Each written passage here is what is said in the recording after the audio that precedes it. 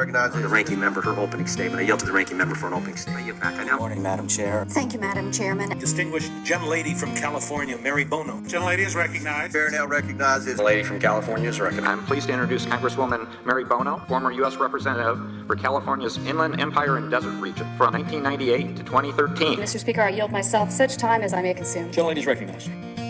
Hello and welcome to Sagely Speaking. I'm Mary Bono and I am very excited to introduce my special guest this week. He is somebody I've long admired and watched from afar. He's been a leader and a pioneer in the addiction and recovery world, Dr. Robert L. DuPont. For 50 years, Robert DuPont, I will call him Bob because he's a friend, but Bob has been a leader in substance use disorder treatment and prevention, as I said. He was the very first director of the U.S. National Institute on Drug Abuse, or NIDA, and he was the second White House drug chief.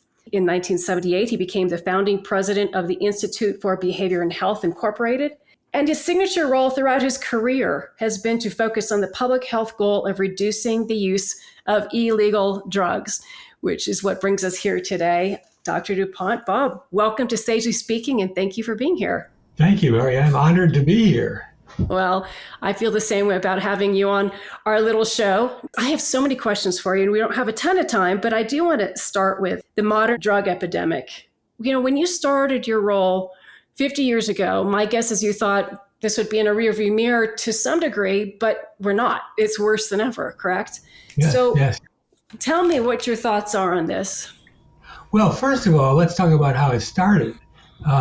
It started in the it's global, and it started in the United States, and it had to do with the aging of the baby boom population. When the baby boomers got to late adolescence, they changed the world, and drug use was part of that. Timothy Leary was a big part of it, and there was a cultural change, tune in, turn on, drop out kind of a message that was very common and promoted for young people, and it became very common and accepted for young people to use drugs.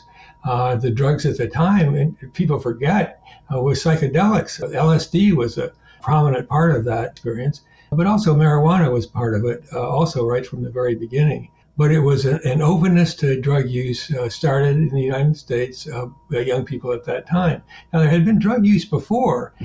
We've had problems before, but never like what happened then, because it became lots of different drugs and it entered the culture in a very dramatic fashion. There was thought at the time that it would be like the hula hoop. It would go away. It would be a fad. But of course, that isn't what's happened. There's many strands to it, but a lot of it has to do with money. It's very lucrative, and we got a drug supply system that is global and very efficient, and it's now not just one or two drugs, but it's thousands of drugs that we have, and the epidemic is evolving, and the sort of marker of it is the overdose deaths, but it has all kinds of negative consequences in our society, and a lot of political conflicts about it also. And we could get into any of those things, but the main thing is that we've gone from a couple of drugs to thousands of drugs and put it into the society, normalizing the use of drugs in a way that was never before. Now, one of the good things that's happened about it is we have now labeled nicotine and alcohol as drugs. That didn't happen before. They were just considered part of the landscape. But now, when you talk about drugs, you include the legal drugs. And of course, marijuana is in that kind of in between in that also. And now we're talking about the psychedelics. So, and it's global. It's going all over the world. It's never going to go away because it's people like it and they pay for it. And the question is, how do you manage it? And it's a challenging problem. Well, tune in, drop out. I just watched a great multi-episode series on the Grateful Dead and that generation. And of course, that generation and what you talk about was a part of the creative process. But you have to get through, I think it's an 8-episode series about the Grateful Dead and fascinating history. At the end, finally, they said how they realized that the drug use of the band really was not a good thing. But up until that last episode, it was a part of the creative process. You know, they were having a lot of fun coming out with some great music. And oh, by the way, it nearly destroyed him in the end. But it took a long time to Well, get to that a lot of point. them had terrible problems with drug addiction, and even those who didn't die went into rehab and had struggled with it for decades. I had the privilege, Mary, of debating Timothy Leary on the Today Show when he published his autobiography called, appropriately enough, Flashbacks. It was very interesting to do that. I had a lot of fun with it. He actually was a very nice person to me. I appreciated getting to meet him. Bob, one of the things I admire so much about you, and there's a lot to admire, but that you have a positive outlook on this epidemic. You believe that, there's hope. Do I ever? I am a student of drugs, and drugs are a teacher. They teach everybody. They teach the users. They teach the people around the users. They teach the society. Drugs are a real important teacher, and learning from drugs, and drug use and the epidemic is been a joy to me. I mean, I'm fascinated by it. It's life and death. It's not a joy that's easily dealt with, but challenging. It gets you to deal with fundamental issues of what life is all about.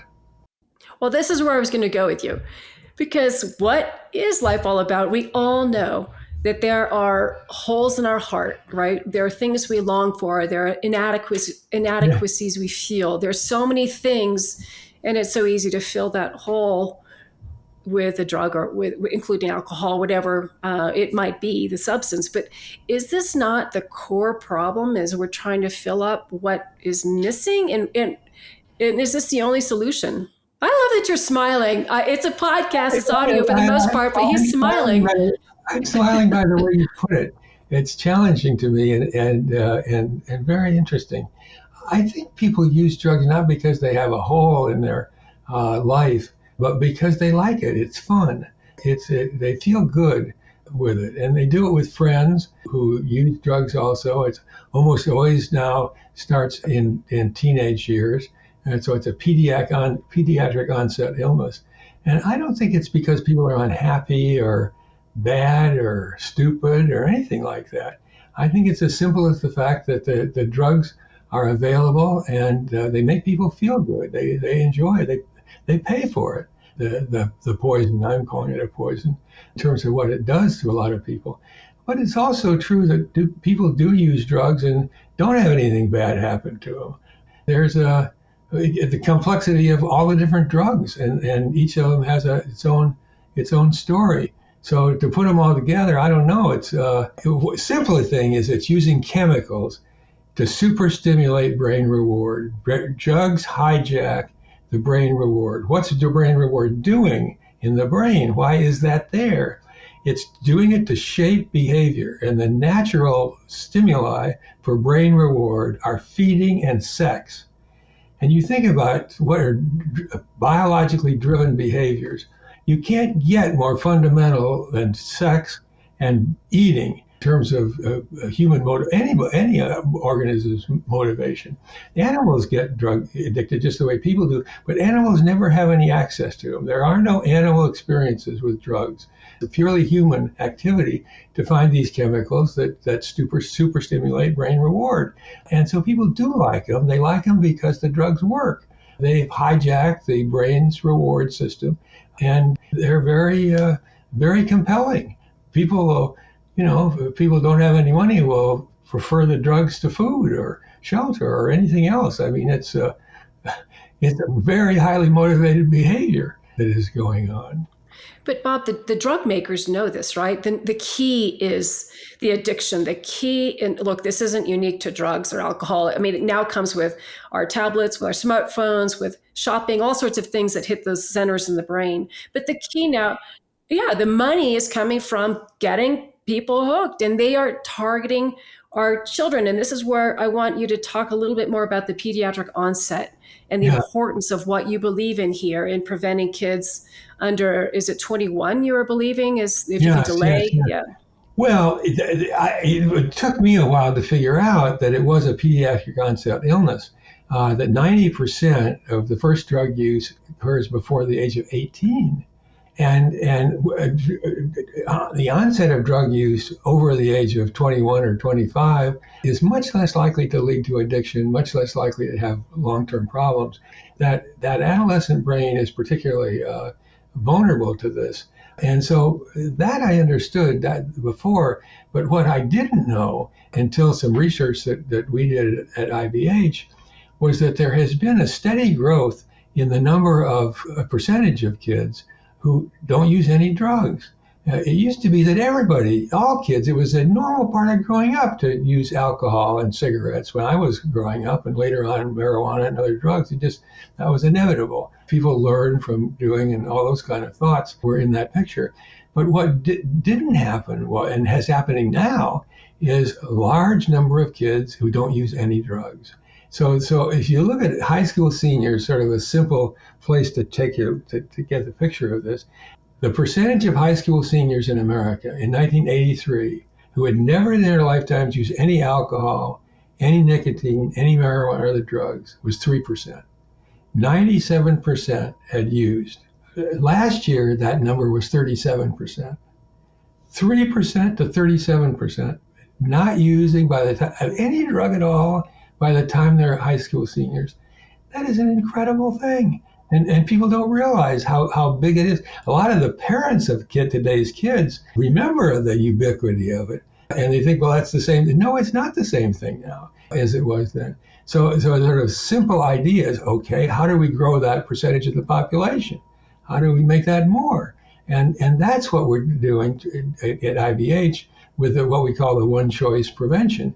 And the other finding we had, Mary, that was very striking was it's not really about this drug or that drug.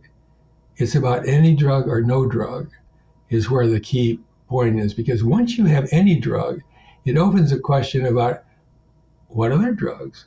Where do you use it? When do you use it? How much do you use? You got 1,000 choices to make once you cross that line and start using chemicals to stimulate brain reward. And it's all those aren't there with one choice, just not to use. And so one of the big things we're doing is trying to encourage, support a trend that is coming from the youth themselves to not use. That's a very big thing. And that's not the whole picture. You got to deal with the kids who do use drugs too, and that's very important. But the principal prevention concept, and all the way, it's also very important that people stop using drugs. It isn't that once they start, they're never going to stay on forever. And to encourage people to stop is also very important. And that represents one choice also. It isn't just if they've never used in their lifetimes. They can all become one choice people, adults and kids, by stopping later on and encouraging that. But the use of these chemicals to part of your lifestyle is a huge risk to people. And the consequences of it are very great. One of the things that you said about the suppliers of the drugs, it's true that the suppliers of the drugs only want just the money. They don't want to kill people. They just want to have the money, and they're very good at it. And it's legal people with drugs and illegal. Both of them are doing this. But the point to me is every bit of that poison is paid for by the users. Every single person who dies of an overdose has paid for that drug that day. And to me, the users are really important. If they keep sending that money, those people will keep sending them drugs.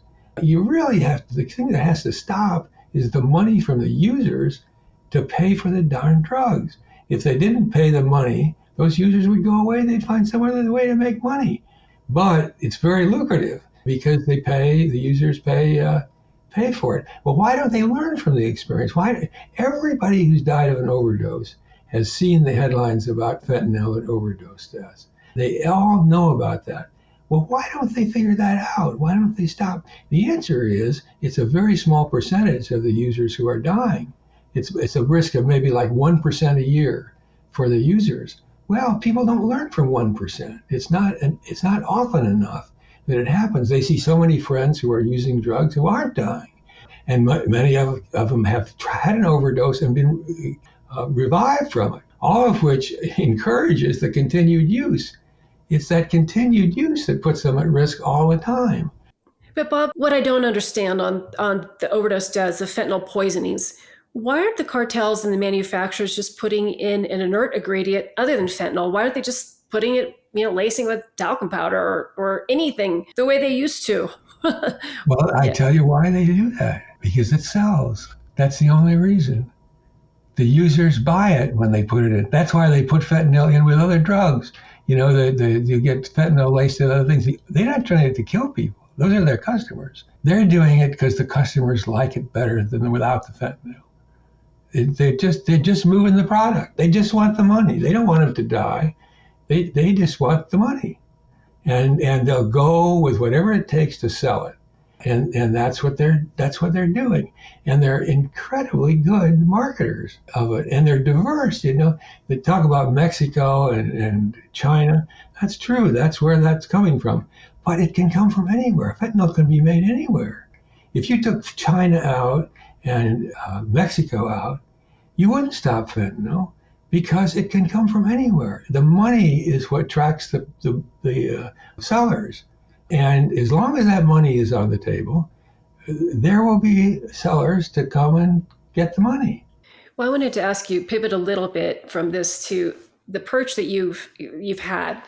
And again, the first at NIDA, National Institutes of Drug Abuse, and then at ONDCP, the governmental response and the organizational flow or lack thereof of a response from our government. When I was in Congress, I was frustrated because it took the DEA, I thought, a long time to focus on the prescription pill epidemic and really crack down on the, pill mills and the bad doctors and the supply chain diversion and all of those things.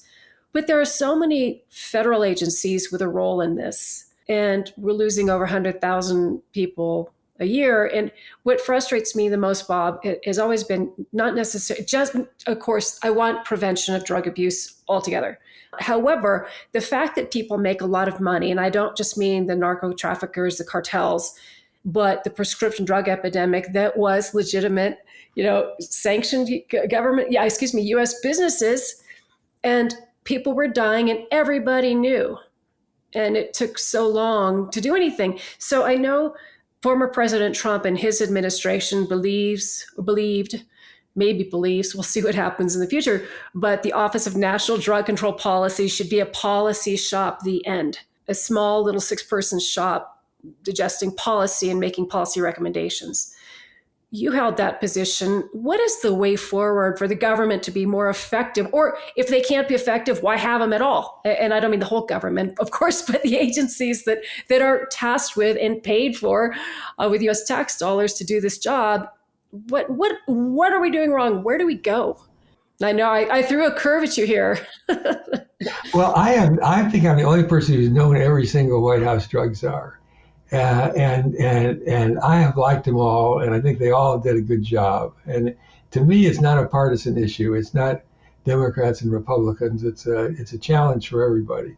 Right. So I'm pretty positive about that. There's been the government agencies don't like ONDCP or the White House office because they want to just do it themselves and all the departments, because it's all over the government, that things dealing with the drug problem. And who likes it is the Congress, because the Congress has got somebody to talk to about drugs. Otherwise, it's all diffused throughout the government. But that's the one place to go. So every time they try to stop the ONDCP, the Congress is the one who keeps it going. Executive branch would just as soon have it get out of there. I fight to keep it funded and keep it alive and well. When you were there, was it a cabinet level position when you were there? It was not a cabinet level position. I don't know what the years was that it was, but it was pretty brief. The real question about it has always been how much attention the president pays to it.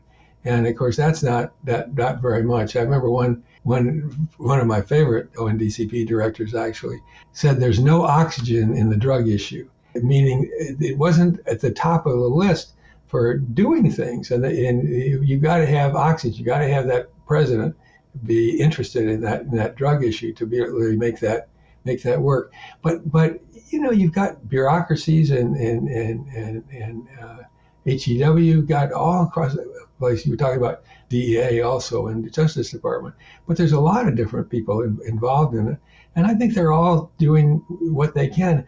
we want to have a silver bullet. I don't think there is a silver bullet. And you struggle. Right now, the sort of new thing is harm reduction, which is, since the drug users don't want to stop using drugs, let's help them use more safely. That's the sort of the new mantra. I think the problem with that is it perpetuates the drug use. And what you really wanted to have them stop the using. But the reason you don't say that is because they don't want to stop using, and you don't want them to die. So you're going to give them services. Well, that's a polarizing concept, and that's a newer idea. It can be integrated within the approach you and I would have, which is to stop using drugs by seeing it as a temporary place to be, as opposed to an end place. But I don't know. I don't think anybody's got some simple, sure solution. And if you just had the right president in there, you'd fix this problem. I don't think so. Oh, I agree with you. Unfortunately, and I know, look, this podcast is evergreen. People might listen to it well down the road, but I will bring up, there was a recent presidential debate, and I was surprised the question did come up about the fentanyl epidemic. And it really, to your point, there was no oxygen. I'm surprised there wasn't a more robust discussion and conversation about the problem. So clearly you're right in your point, but I am surprised. And another thing I was talking about, learning from it, the big thing, Mary, that has happened. Let's throw in numbers. You talked about the 100,000 people dying from overdose deaths. Do you know that the current estimate of the deaths related to alcohol use are 100,000 a year? 100,000 a year. And for cigarettes, the number is 450,000 a year. Now, I'm talking about now. So 100,000 is a lot. I understand that, but there's a lot of problems and a lot of people dying. So you keep it in perspective of this, and we move forward to deal with it. And the biggest thing that's happened in my whole career is the emergence of a large recovery population, people in recovery. That's a really happy news story. It's 24 million people in recovery is really a fabulous thing. I think recovery is I didn't understand the first 20 or 30 years in the field. I didn't get it. I thought the issue was stop using drugs. Well, it is stop using drugs, but a person in recovery is better than just not using drugs. They're a different person than they were before. And that has to do with learning from the drug. It's amazing. And I wanted to have much more research about who are these people? How do they get here? What's going on with it? What's the role of treatment in it? What's the course of medication in that? I think there are teachers who those people are. We've only had one drug czar who was in recovery, Michael Botticelli. But I think, again, they're everywhere, 24 million people. And I think it's really good to learn from their stories. It's not all one story either. There'll be all kinds of different things. But the key idea is that they're a different person than they were when they were using drugs. It's more than stopping using drugs to be able to stop. And I go back to 1935 with the creation of Alcoholics Anonymous in Akron, Ohio. That's a contribution to the world culture that I'm really proud of as an American.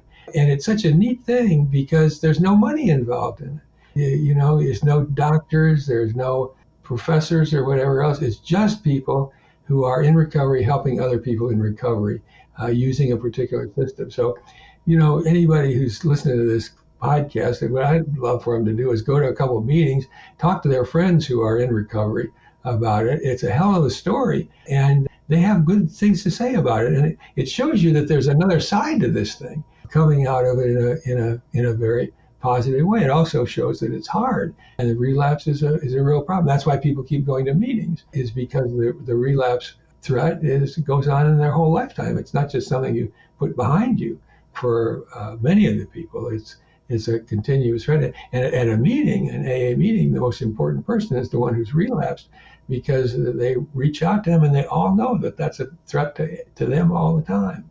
I love your perspective on this, and I've long said that I wish we had rallies on the mall where we were celebrating people in recovery, and you had millions of people turn out, and that we celebrated them and applauded them and took from them lessons that would be positive in our own lives.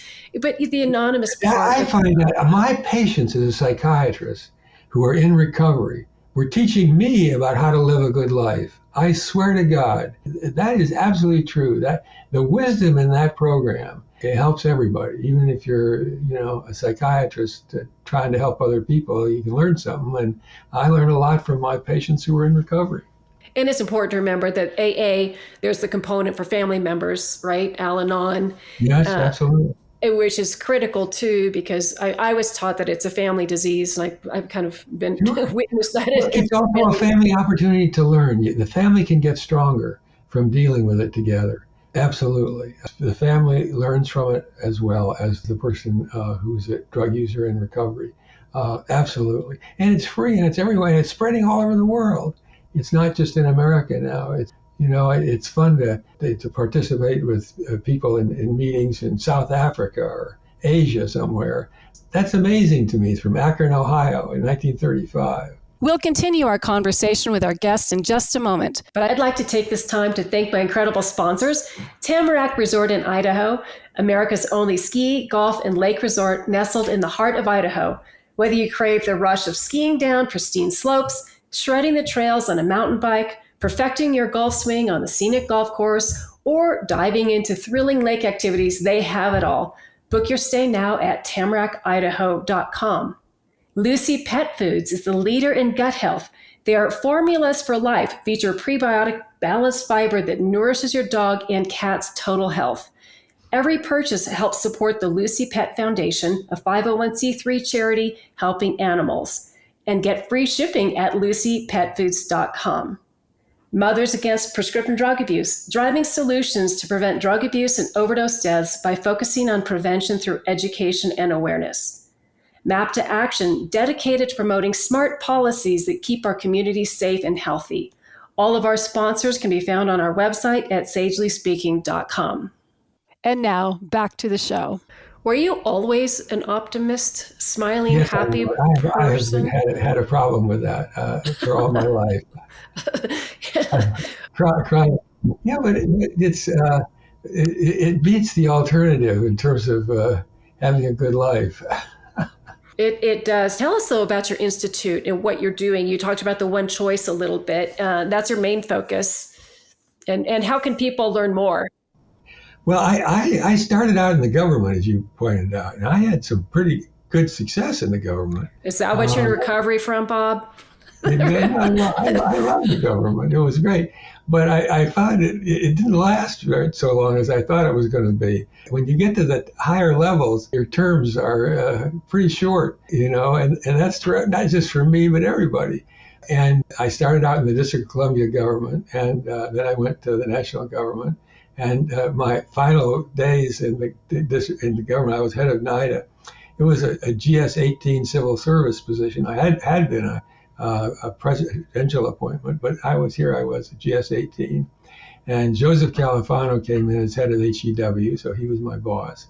And he wanted new heads of all the institutes, mental health, alcohol, and drugs. And that meant I was out. And I said, well, I'm a civil servant. You can't just fire me. He said, oh, no, I won't fire you. He said, I'll give you an office with a secretary, and you get your salary every month for the rest of your life. And do it on me and enjoy yourself. But you're not going to be the head of NIDA anymore. And, that is pretty amazing to be in a situation like that. And I left. And it was the second time I'd had that kind of experience. That I'm going to have to do something a little different here. And it doesn't require that political support, or it doesn't make me that vulnerable that way. And so that's why I started the Institute of Behavior and Health. And we've done all kinds of things over the years. One of the things, Mary, I talked to you about that is, I don't know, I'm proud of all of our studies. But 20 years ago, it occurred to me, the most striking thing about drug treatment is relapse. Relapse is so common, it's defined as part of the illness. It's pretty striking about how people will go into a rehab program and come out and go back and use drugs. So I thought, how good could the outcomes be for this condition? Is there any place or any way that people are making long-term recovery the expected outcome? Not just a rarity, but common or nearly universal. And I found out there was. And I found out from my own practice, I had a number of physicians as my patients who were in what's called the Physicians' Health Programs, the PHPs. And any doctor in this country who's got a drug problem is going to get into the physician's health programs. Men, women, young, old, they're all going to the same program if they've got a drug or alcohol problem, including alcohol problem. And that program is unique. It's overseen by the medical board, so that the doctor's license is held in jeopardy for their drug use. And they go into the program. You typically go to a 30-day or maybe a little longer residential program, although sometimes outpatient for a treatment. And that's their whole treatment. And then they're monitored for the drug use for 5 years. And every day when the doctor gets up, he or she has to go online and see whether they have to be drug tested that day. And if they do, they have to show up for the drug testing. And if they don't show up that day, they're considered in violation and they'll be threatened to lose their license to practice medicine. And they are tested for 5 years on a random basis. So every day they're vulnerable to be tested for 5 years. And they're sent to the 12-step programs, AA and NA. Now, if they object strongly, they can go to something else, but 95% of them go to AA and NA, the doctors do. Okay, what happens to them? Well, 95% of them come out well. We followed them up 5 years after they were finished their treatment. And what I found out in the follow-up study, Mary, was that first of all, it was amazing that none of them had relapsed. They all were doing fine. One person, a little shaky, and so he went back into the program. But all of them went. And I asked him, what was the most important thing to you in your recovery? You've had this. Oh, and they were all very grateful about the PHP. Not all, almost all of them were very grateful for the PHP and what they had done. And I said, what about that? What was the most valuable single thing that this is doctors all over the country. What was the single most important thing? You just get one thing. Well, a lot of them picked treatment. It was very high on their list. But higher than that, nearly double the treatment, was going to AA and NA meetings. That's doctors. That's what they said. After the whole thing was over, what was the most important single thing that helped you? That was the highest ranked thing that they do. Well, that was very educational to me. First of all, it showed that it's possible. Now, why could the doctors get this and the others don't? The difference is the leverage that they have. You don't have that kind of leverage with other patients. Families don't have that kind of leverage. It was life or death to those doctors to not use. So that's a lesson in itself because of the hijacked brain. But it shows that the disease can be controlled when there is that kind of control of the behavior, and it shows that it's a positive thing. Half of those doctors were alcohol, and a third were opiates. So it's mostly the doctors are most of them are alcohol or opiates, and the opiate people did just as well as the alcoholic. Well, Bob, I always say this, and you can correct me if I'm wrong, but addiction, alcoholism, whatever substance use disorder you want to look at, fellowship and friendship and camaraderie and support, mental support, I think it's one of the most critical components, unlike any other disease, to a large degree. Of course, every disease needs support, you need love and companionship, and all of those things. But this disease, this is a huge part of the recovery and the stability. And I know a lot of people don't like the 12-step programs. They haven't found that AA or NA worked for them. They have another route or path. I don't get into that debate because I don't know. But I do know that either way, support, love, these things are a huge part of the solution. And I always tell parents, get some professional help because there's no manual for how to love somebody who's struggling with this disease. Yeah. And it really is, it's tragic because it takes over the person's thinking and who takes over who the person is. And parents think I can fix it. You use the word addiction and thinking about what substance use disorder, use that word. And it's very interesting what that means. People don't think about it. You don't say the disease is substance use. You say it's a substance use disorder. Well, what's the difference? The difference is that to get to be the diagnosis of substance use disorder, you have to use the substance. So let's take alcohol, for example. A person who drinks doesn't have a substance use disorder. well, who does have a substance use disorder with alcohol? And the answer is there are about 10 items in this checklist. Do you use more than you intend to use? Does it lead to complications or problems that you have? Have you had illnesses or other kinds of things? And what makes it changes you from a user to a substance use disorder is the negative thing. So if you have a substance use disorder, by definition, it means you have negative consequences to your drug use. That's what it means. It isn't just that you're using. You don't get a substance use disorder diagnosis for using. You get it for having repeated, serious, negative consequences to the use. That's how you get a substance use disorder. And what's interesting is that the negative consequences don't themselves lead the people to stop. And that's what the addiction is all about. And that's why somebody else has to get involved in it, or they have to have some kind of crisis that leads them to believe that they can't continue to go on this path. I think you've identified that clearly, and that's what I've witnessed in my life. It's when it becomes these consequences are really horrible for yourself or the family, yet you continue to choose that substance. And I think that's what people don't understand when they're the family member who's affected by this for the first time. They think, why can't you stop? Why can't you see the difficulties you're creating? It's the hijacked brain. It's the hijacked brain. Their brain has been hijacked by that drug. Right. That's what the problem is. And so they're not competent to make that decision for themselves because of the hijacked brain. Right. And it's important people learn that. Look, I'm a huge fan of yours. I love your optimism. When I talk to you, I come out, my steps are lighter. I'm feeling good about the work ahead. I have great hope and belief. And I was taught a long time ago, I'm an art history major, but I studied studio art to look at the negative space sometimes. But in this case, it's the positive space. To look at the number of kids who aren't using is such an important part of the work that we do. And my son asked me the other day, Mom, what's your goal in all the work you do? And I said, it's easy, to spare future generations from some of the pain the previous generations have encountered. Right. And I know that's a loose goal, but my son likes to dig deep in these conversations on Mary, I'm going to tell you, I think you're a remarkable optimist too. Whatever this disease is that I've got, you've got a similar disease, and it comes through in this interview and everything else you do. I think it's a blessing for you and for your family and for the many people who are signed up as Mary Bono fans. Oh, Dr. DuPont, thank you. I'm going to take that as my diagnosis. From a psychiatrist. From a Harvard educated yet.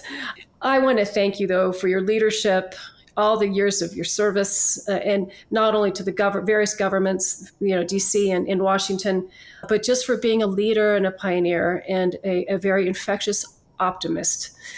And I just love every time I'm around you. And I think the last time we were together in person, it was at a White House event with Michael Botticelli.